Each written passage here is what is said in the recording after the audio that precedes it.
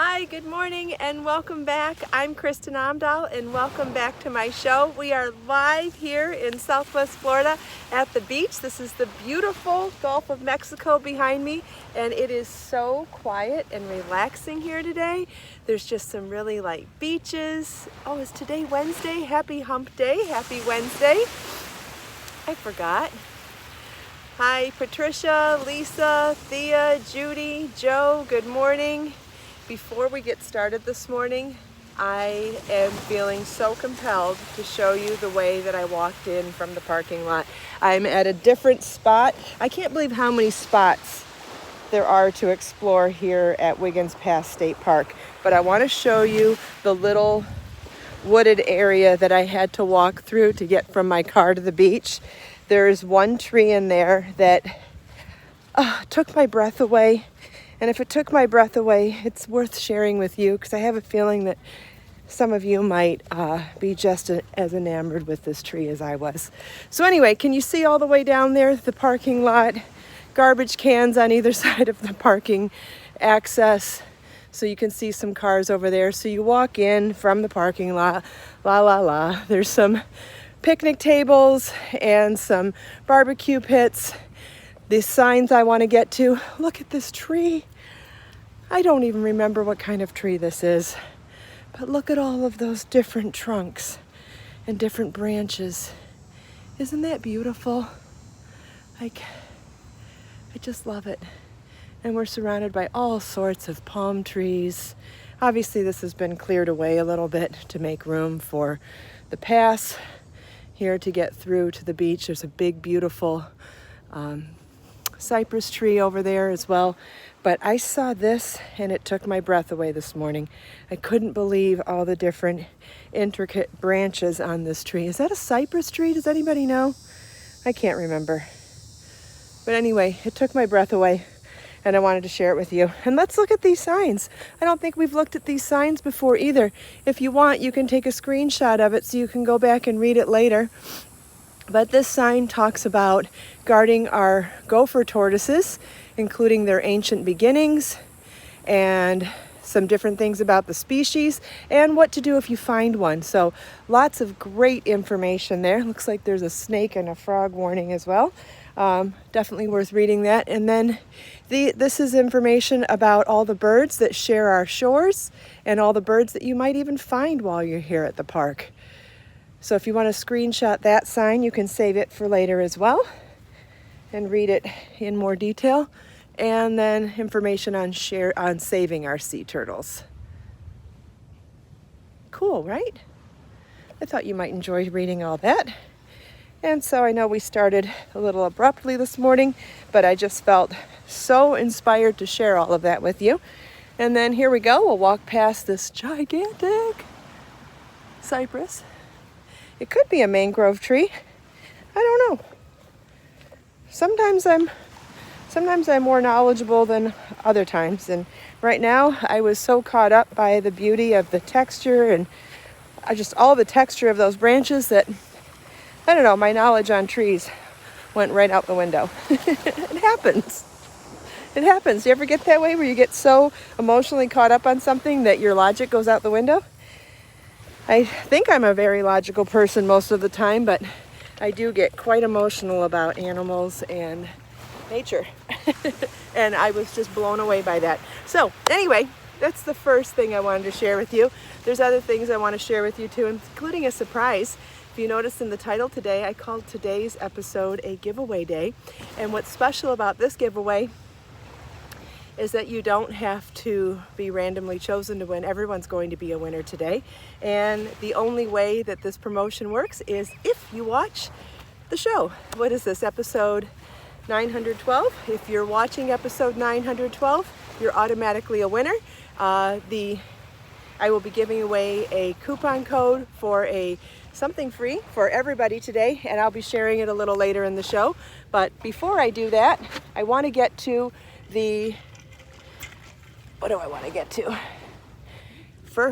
I want to get to the tutorial that I wanted to share with you yesterday, and I want to remind you of some upcoming video premieres. So today at 9:30, right after the show, we are going to be live premiering a new video, and Marlon will also have a little cameo in this video.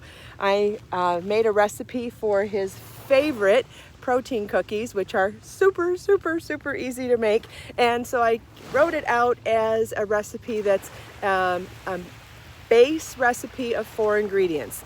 It's peanut butter, oats, protein powder, and mashed bananas. From there, you can add any other flavorings you want, and I talk a little bit about that in the recipe. And in the video, I added dark chocolate chips to it, but regardless, you could not add anything. You could add pumpkin pie spice, you could add cinnamon, you could add ginger, you could add dried fruits, you could add chopped nuts, and I even give the amounts that you would want to add if you're going to add any of those other things as well. Marlon loves dark chocolate chips with the banana in there. He loves that version, so I make those often for him. It's a great way to use overripe bananas once they go ripe on your counter. And anytime you can use any kind of protein powder. You can use whatever flavor or type you want. I left that generic because I think it's important that people use whatever type they like, whether you like vegan protein powder, meat-based, plant-based, whey-based, whey isolate, it doesn't really matter. Just pick whatever protein powder you prefer and pick a flavor that makes sense. So the protein powder that I use is in a banana nut flavor, and it works wonderful with a banana-based cookie, but you could use anything you want with it. You could use any flavor that works for you.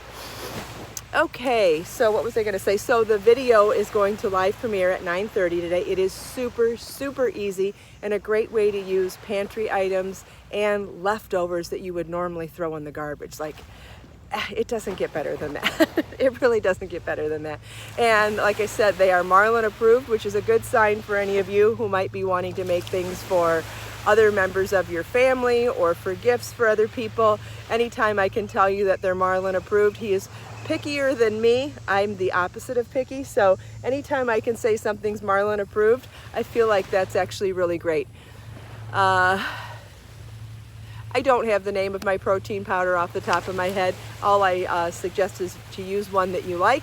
I can look at the name of mine and share it tomorrow. I buy mine at a local health food store, so I'm not even sure if it's something that's available online. I'll have to look. Okay, so I said that we would be doing a tutorial today, and I've had some questions come up lately of people who have said, I've only made 1-ball projects. How do I add a second ball of yarn to a project? And how do I weave in loose ends? I get those questions all the time. How do I weave in my loose ends? So I thought the best way to do that was, since I'm already in the middle of a project, and don't worry, whatever I'm going to show you here for this knit project pretty much applies to crochet as well. Adding a ball of yarn is pretty universal between knitting and crochet. There are some differences, and if there are, as I'm going, I will mention those. Yeah, I see Judy's posting more links as well. Thanks, Judy. So she's posting links to tomorrow's episode 913 of the Kristin Omdahl Show. Very special episode. It's going to be a live premiere of a beach and nature walk through Clam Pass, the Florida beach park that is right down the road. I explored it yesterday or earlier this week, and I'll be sharing it with you for one of the episodes, for Thursday's episode. Going forward, I'm going to try to make Thursdays more nature-based throughout the week. I want to do some things that are knitting and crochet, obviously, but I do want to focus at least once a week on nature, and then maybe once a week on beauty and or gardening and or cooking, something like that, once a week. But as we're getting into the schedule, I don't really know where that's all going to fit in, but so far I've been pretty consistent with making Thursdays about nature. Reminds me, there's one other thing I wanted to show you here. Look at these vines growing on the sand with purple flowers. I see these every now and again, and they just make me so happy. I know you're not supposed to cut anything or take anything from the beach, but if I could, I'd put that on my fence at my house. Anyway, not going to do that because I'm not going to break the law for nature. That would be ridiculous. Okay, so let's pop the camera down. This might take a minute to... Okay, I think the table looks pretty well placed in there. And as you can see, I'm almost out of yarn here, and so I have a couple options for changing color. You can decide to change color in the middle of a row, or you can decide to, or not change color, you can decide to add your second ball of yarn in the middle of a row or at the end of a row. In fact, I'm going to lift the camera up again so I can talk directly to you while I'm explaining this, because there are some reasons to choose whether or not you're going to change a ball of yarn in the middle of a row or at the end of a row. If you are planning on putting any sort of an edging on a piece, you're going to end up picking up and knitting or crocheting into that section, and you'll have a denser section of stitches because you're creating a second section, because you're adding on to this edge. If that's the case, if you're planning on adding something to the edge, or adding a seam there or anything, leaving your ends to weave in there is ideal. If your piece is just going to be a one and done, it's just knit across each row or crochet across each row, there's not going to be any seams and there's not going to be any perpendicular edges, then it doesn't matter, and you might want to change your ball of yarn in the middle of a row. If you're doing a stitch pattern that has some open work and some dense stitches, like this is all pretty dense, but let's say you're doing a crochet pattern that has shells and then open mesh, you would want to ideally weave in your loose ends at the shells and not at the mesh. So when adding another ball, you don't necessarily have to wait until you're all the way down to the last 6 inches of yarn. You could end up doing that. You could end up cutting your yarn at, leaving, sorry, I was trying to read a comment and talk at the same time. Am I going to retain all the information? Hard to say. Anyway, what was I saying? You could end up adding the second ball before you're done. Looks like I have about 2 yards here. I don't have to go all the way through the 2 yards if I want to specifically place where I'm going to put the second ball of yarn. So for me, here's what I'm planning on doing with this pattern. Instead of making armholes in the middle of rows, I'm thinking of binding off and casting back on at the end of one side of these rows, so that it ends up looking like this, so that those 2 armholes will just be slits until I pick up and knit a shawl collar. And the reason why I wanted to do that is so that once you have your arms in, then I could create, with some wrapping and turning and another ribbing, I could create a collar that folds down over the neck and then tapers down to just be a band in the front. Does that make sense? So I think it's going to be really beautiful, and it actually makes this easier in a way to bind off and cast on. And then it will also be a great place for me to place all of my yarn ball changes, because knowing that I'm going to create a seam here is going to be really beneficial, because it's so much easier to weave in your loose ends in a denser section than in a looser section. So anytime you can plan things out like that, it is helpful. And you can't always plan things out, and when you can't, then you don't. I mean, what are you going to do? Okay. All right, so here's what I'm going to do. I'm going to disregard the small amount of yarn that is left on this ball. And this is where this is going to differ in knitting than it is in crochet. How I add a second ball of yarn is slightly different in knitting and in crochet. Is this on camera? Wiggle my finger. Okay, I can see my white nail polish. That's the highest contrast I can see. So as this is a row of just knitting. So I'm going to cut this tail so that it's not in the way. I'm going to leave it about 12 inches long, which will be perfectly fine for weaving in adds later. I'm going to grab my second ball of yarn and make sure my tail is approximately that length as well.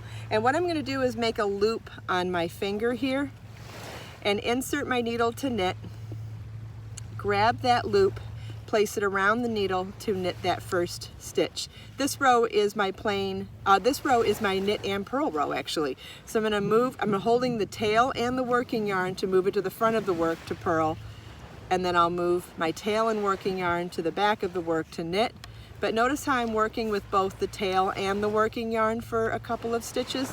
This helps to initially secure the tail in the work.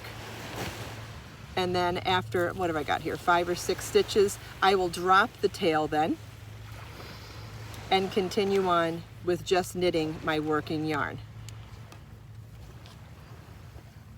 Double check that I'm on, okay.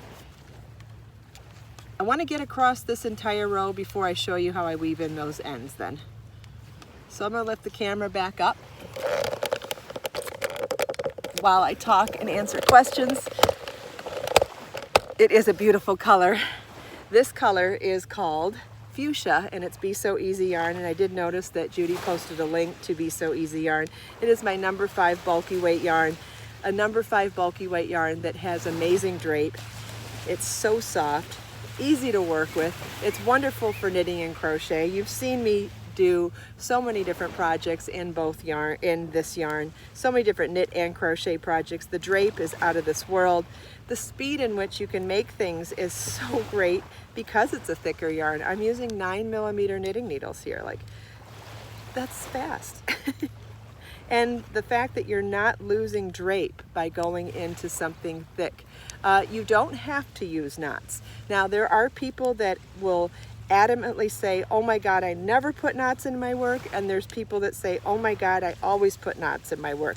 It's kind of a controversy among knitters and crocheters in some circles. It doesn't matter to me that much. In fact, I prefer to knot my yarn first in crochet, and I prefer not to knot it in knitting. But I'm going to say what I always say every time. There is no wrong way to be creative. If you are getting the results you want with whatever techniques you're using, there is no wrong way to be creative. So if you like to knot your yarn first, go for it. If you like to double up your yarn for knitting a few stitches like I did just now, go for it. You could do the technique I just showed you in crochet. You can do the technique I just showed you in knitting. I prefer this technique in knitting, and I prefer knotting and moving on in crochet. Do I know why? Nope. It's just what I prefer to do. As soon as I finish this row, I'm going to move the camera back down and show you how I weave in those ends. But I want to tell you optionally that you could hold off and not weave in those ends until this pattern is not released yet. Sabrina, I have not finished it, so it's not available. So let's bend this back down again. Make sure that it's on camera. I can see my nails. It's about as much as I can see. So this tail here from the first ball of yarn, I feel like this one, I am better off leaving it until the end, because once I pick up and knit an edging along here, this edge is going to be fortified with more density, and then it'll be much easier to hide this one. This one has now gone into the middle of the row. Notice how I'm showing you the wrong side of the work. I prefer to weave in ends on the wrong side of the work. However, you do want to check the right side of the work as you're going to make sure that you haven't exposed it in any way. So let's do it wrong first. So let's say I decide to go in and out of this stitch, and I've gone all the way down to the other side of the work. See how you can see that strand there now? This is the strand that I just added. I don't want to do that. I do not want to show my weaving in on the wrong side on the right side of the work. So what I'm going to do instead is be mindful of just going into the loops that are exposed on the wrong side of the work. You could do this in stockinette stitch, in reverse stockinette stitch. You can do this in garter stitch. You could do this in any stitch. It does not matter. If you pay attention to the actual bumps here and focus on the bumps that are closer to the wrong side of the work. See how these bumps are closer to the wrong side and these are closer to the right side. See how these are closer? I'm looking at the wrong side of the work. I want to focus on the bumps that are closest to me as I'm looking at the wrong side. And that way I'm staying away from these stitches that are more right side facing. I hope that makes sense. I will lift the camera up in a second to answer any questions that may have come up about that. And so I'm going to try to focus on these bumps that are more prominent on the wrong side of the work. And try to go back and forth in multiple directions. Try not to go into the middle of a strand of yarn like I just did. You don't want to do that. But if it happens, it's okay. I prefer to just go through the actual loops of the stitches.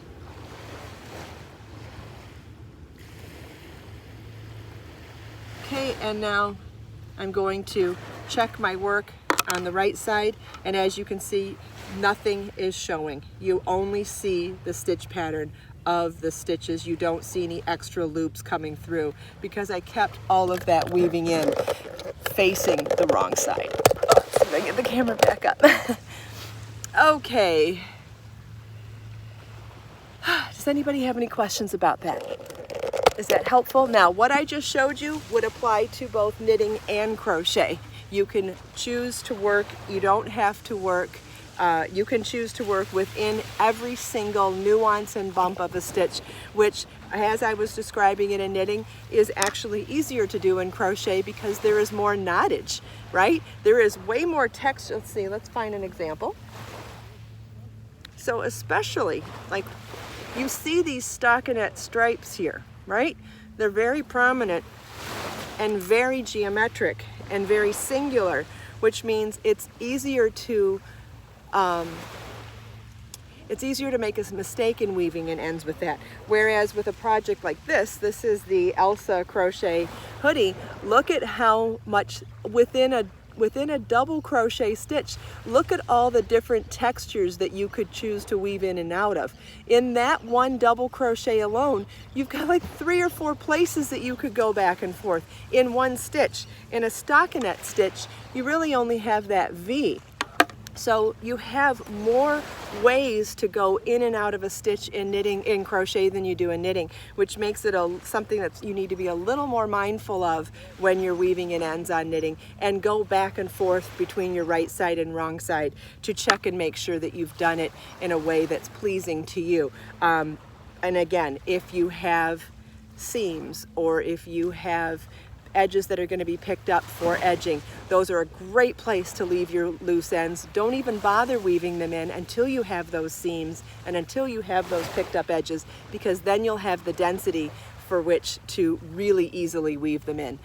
Yes, someone keeps asking questions about how many double point needles to use for a baby hat. It doesn't matter. You can use 3 of them, 4 of them, 5 of them. It's whatever. There is no specific number of double points you need to work anything. It can be, and it doesn't matter if it's the beginning of a shawl, the beginning of a baby hat, the beginning of anything. A shawl or an adult hat would start with the same amount of small stitches. If you're more comfortable working on 3, then you work on 3. If you're more comfortable working on 4, then you work on 4.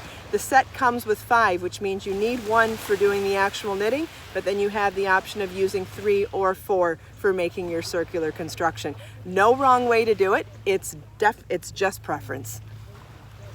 So hopefully that answers your question. All right, who's ready for the coupon code now? So this is a coupon code that's going to last for 3 days. It expires at midnight. It's only available to anybody who watches today's episode. And here it is. Free Pattern Day 0922. You just want to enter that coupon code and use it to get a free pattern on my website. You can pick either knitting, crochet, doesn't matter. $1.99 coupon code. Everybody's a winner today, so congratulations to everybody. And I will not be sharing this in an email. I will not be sharing this in the show notes. I will not be sharing this on Facebook or Instagram or even my website. This coupon is only good for those who watch the show. So thank you so much for taking time out of your busy day to spend a few minutes with me. I appreciate you so very much, and this coupon is a special thank you to you. Everybody's a winner today. You just need to use this coupon, Free Pattern Day 0922, and you can use it today or tomorrow or Saturday. It will expire in 72 hours, and after then there will not be any exceptions. It's just going to expire then. If you want to use it, you have to use it before it expires. Super simple. Capitals are not required, but I capitalize them just so you can see. So it'll work either way. You just need to type in the letters Free Pattern Day 0922. Okay, and I printed it up here so that you could see it as well as hear me say it, and that will work for the next 72 hours, and it's only available exclusively to all of you. So congratulations, everybody. Thank you all so much for taking time out of your day to spend a few minutes with me. If you would like to spend a few more minutes with me and see Marlon's cameo, you can watch the 4-ingredient protein cookie recipe that's going to live premiere in a couple of minutes. Very exciting. I know Marlon was very excited to do the taste test anytime he's around, and I think it's a recipe that he will enjoy. I do love sharing him with me in those videos. So if you want to join me and watch it and watch Marlon ooh and ah over them, that's coming up in a couple of minutes. And then don't forget to watch tomorrow's episode of the Kristin Omdahl Show. It won't be live, but it will be premiered, and it's a fantastic nature walk and beach walk at Clam Pass Park, which is just down the road, and it was so much fun to do. I'm so excited to share it with you, and I think you're going to absolutely love the boardwalk that I walk through the mangrove forest. It's absolutely gorgeous. So, and then we go all the way to the beach and all that other stuff too. So that will be tomorrow, and then there is a live premiere tomorrow as well after that, and I can't for the life of me remember which one it is. Judy, can you remember what the live premiere? Oh, the Aurora Cardi Wrap. Yes. So the video tutorial for the Aurora Cardi Wrap is also going to live premiere after the episode of the show tomorrow. So you want to catch that as well. And then after all of that, I will see you Friday for episode 914 of the Kristin Omdahl Show. Let us make time to create, share, and inspire today and every day. Have a wonderful day, everybody. Bye-bye.